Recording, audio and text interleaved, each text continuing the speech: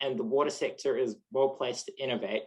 And I know some things that I'm excited for in the water sector is seeing how the circular economy can be embedded into water, looking at projects that our water corporations are doing, such as Yarra Valley Water exploring generating hydrogen from wastewater treatment plants, for example, or even something that seems mundane on the surface, but is actually very thought-provoking, which is Southeast Water with its Aqua River project, and rethinking what does a suburban subdivision look like, and how can we make sure our houses are more sustainable with smart water tanks and recycled water, for example.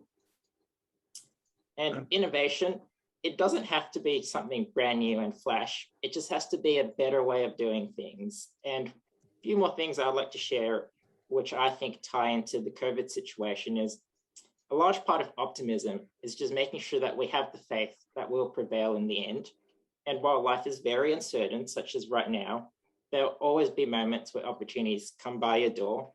And one thing that someone recently reminded me of was the Stockdale paradox. So while we must be optimistic, we should also confront whatever brutal reality there may be. And as surely as COVID will pass, we must remain optimistic. And one quote I really like is, "Would spring be so sweet if there was no winter?" And while I generally don't like haircuts, I can very much say I'm looking forward to one. And for my team within government, I like to remind everyone to remain optimistic. We're in a unique position. We have opportunities to influence policy and deliver for all Victorians, and making sure no one is left behind. So what I can say is, let's be an optimist and make the most of what life throws at us, and enjoy the simple things and successes as they come.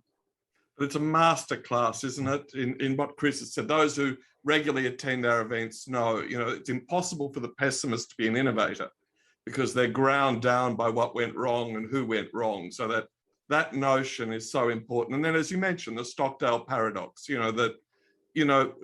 got to be realistic optimists, because we know that grief will come along the way, that crisis will come along the way.